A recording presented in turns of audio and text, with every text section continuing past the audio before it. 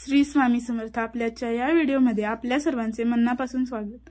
स्वामी नेहमीच आपल्या आयुष्यात काही ना काहीतरी चमत्कार घडवत असतात। ह्या ना त्या रूपाने ते आपल्याला संकटात मदत करतातच। अशाच एका कामवाल्या बाईची कथा मी आज तुम्हाला सांगणार आहे। पण ती कथा सुरू करण्यापूर्वी तुम्ही जर आपल्या चॅनलवर नवीन असाल तर चॅनलला सबस्क्राइब करायला विसरू नका। चला तर मग सुरू करूया। एक कामवाली बाई आणि स्वामींचा चमत्कार। माझ्या सोसायटीत काम करणारी होती सुनंदाबाई। वय साधारण 50च्या आसपास। अंगात नेहमीच जुने फडके, साडीचा फडका, ओठांवर सतत ओलेपणा आणि डोळ्यात काहीतरी शोधणारी नजर। कामाला आली की अगदी प्रामाणिकपणे झाडलोट, धुणं भांडी करत असे, पण तिचं मन सतत कुठेतरी हरवलेलं असायचं। एके दिवशी मी तिला विचारलं, सुनंदाताई काय झालं का? तुम्ही काहीतरी त्रासात दिसता। तेव्हा तिच्या डोळ्यातून अचानक अश्रू वाहू लागले। म्हणाली, बाई माझ्या आयुष्यात एवढा मोठा प्रसंग आला होता की वाटलं होतं आता आयुष्य संपलं, पण स्वामी समर्थ माझ्या दारात आले। मी थक्क झाले। मी तिला बसवलं आणि तिने सांगितलेली ती गोष्ट ऐकली। सुनंदाबाईंचं आयुष्य खूप हालाकीत गेलं। नवरा दारू पिऊन मारहाण करायचा। त्यांना 3 मुलं होती, 2 मुली आणि 1 मुलगा होता। सगळ्यांचं शिक्षण, जेवण, कपडा लत्ता यासाठी तीच काम करत होती। एके दिवशी तिच्या छोट्या मुलाला डेंग्यू झाला। तब्येत खूप बिघडली। सरकारी हॉस्पिटलमध्ये जागा नव्हती। खासगी दवाखान्यात भरती केलं, पण तिथं दररोजचे 4-5 हजार खर्च येत होता। ती रडत सांगते, बाई मी एका दिवसात 8 घरात काम केलं। धुतलेल्या भांड्यांनी हात फाटले तरी मुलांसाठी काहीही करायला तयार होते, पण डॉक्टर्स म्हणाले ऑक्सिजन कमी होतोय, ICU लागेल, नाहीतर वाचणार नाही। मला वाटलं सगळं संपलं। 1 मुलगा आणि तोही देव घ्यायचा। त्या रात्री सुनंदाबाई आपल्या खोलीत कोपऱ्यात बसून रडत होती। कोणी सांगितलं होतं श्री स्वामी समर्थांचं नाव घे, ते अशक्य गोष्टी शक्य करतात। ती त्यावेळी देवघरात ठेवलेली एक जुनी श्री स्वामी समर्थांची फोटोफ्रेम समोर ठेवून हात जोडून केवळ एकच वाक्य म्हणाली, स्वामी तुम्ही नसाल तर माझं सगळं संपलं, पण तुम्ही खरे असाल तर माझ्या लेकराला वाचवा। हवं असेल तर माझं प्राण घ्या, पण माझ्या लेकराला वाचवा स्वामी। रडता रडता तिला झोप लागली आणि त्या झोपेत तिला एक स्वप्न पडलं।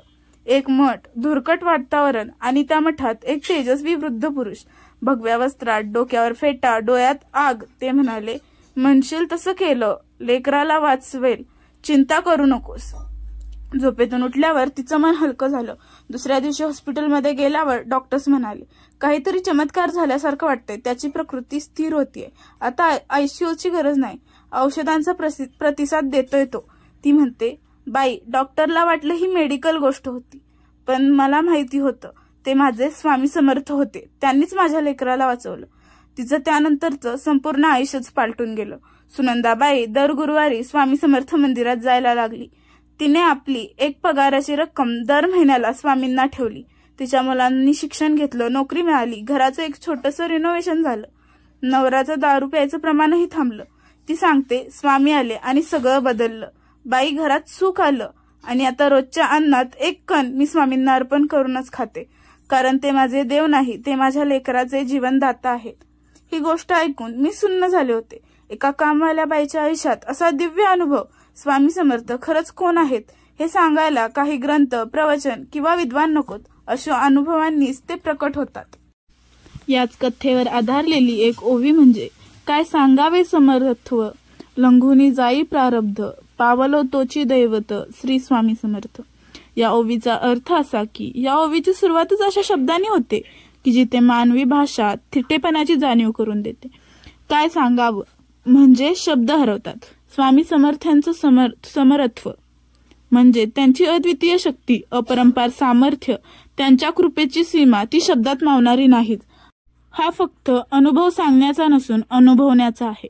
ते समर्थ आहेत आणि त्यांच्या समर्थत्वाची व्याख्या नाही, कारण ते एकाच वेळी भक्ताचे बापही आहेत, मायाही आहेत, गुरुही आहेत आणि साक्षात ईश्वरही आहेत। लंघुनी जाई प्रारब्ध, या ओळीत प्रारब्ध म्हणजे आपल्या कर्मानुसार मिळणारा भोग, ज्यांचं निवारण कोणीही करू शकत नाही असं मानलं जातं। पण स्वामी समर्थ तेही लंघून जातात। तुमचं भाग्य कितीही कठीण असो, नोकरी जायला आलेली असेल, परीक्षेत अपयश आलं असेल, मुलाच्या जीवाला धोका असेल, घरचं आयुष्य उद्ध्वस्त झालं असेल, तरीही जर तुम्ही मनापासून श्रद्धेने, आर्ततेने त्यांच्या चरणांवर लोटांगण घातलं तर ते प्रारब्धही वाकवतात। हा अनुभव शेकडो नाही तर हजारो भक्तांनी घेतलाय। प्रारब्ध म्हणजे होणारच, पण श्री स्वामी समर्थ हे तेही टाळू शकतात। हे जगाला दाखवणारे ते दैवच आहेत। पावलो तोची दैवत। ही ओळ अत्यंत गूढ आणि गोड आहे। पावलो म्हणजे जो आयुष्यात आला, जो एकदा मनात, घरात, आयुष्यात किंवा स्वप्नात का होईना प्रकट झाला, तोच खरा दैवत आहे। कारण देवाच्या मूर्ती अनेक असतात, मंदिरात अनेक नामधारी देव असतात, पण जो व्यक्तिगत अनुभूती देतो, तो संकटात हात धरितो, जो न बोलता प्रश्नांची उत्तरं देतो, जो अश्रूंची भाषा ओळखतो, जो आपल्या आयुष्यात बदल घडवतो, तोच खरा दैव। असा अनुभव फक्त श्री स्वामी समर्थच देऊ शकतात। श्री स्वामी समर्थ ही शेवटची ओळ केवळ एक नाव नाही, ती एक साक्ष आहे, एक ओळख, एक उत्तर। जगात लाखो संप्रदाय, गुरु, पंथ आहेत, पण जेव्हा सगळे उपाय अपुरे पडतात, जेव्हा जग साथ सोडतं, तेव्हा श्री स्वामी समर्थ हे नाव घेतलं की एक अद्भुत शक्ती, एक आंतरिक आधार, एक धीर आपल्या संपूर्ण अस्तित्वाला व्यापून टाकतो। ऐकूनच ही ओवी आपल्याला सांगते की स्वामी समर्थ हे केवळ नाव नाही, ते अनुभव आहेत, ते शक्ती आहेत, ते चमत्कार आहेत, ते गुरु आहेत, ते सामर्थ्य आहेत आणि तेच सर्वस्वही आहे। श्री स्वामी समर्थ अशाच आध्यात्मिक माहितीसाठी, स्वामींच्या अनुभवांसाठी आपल्या चॅनलला सबस्क्राईब करायला विसरू नका। आणि ही व्हिडिओ तुम्हाला आवडल्यास लाईक, शेअर आणि कमेंट नक्की करा। स्वामी महाराजांची कृपा आपल्यावर सदैव राहो।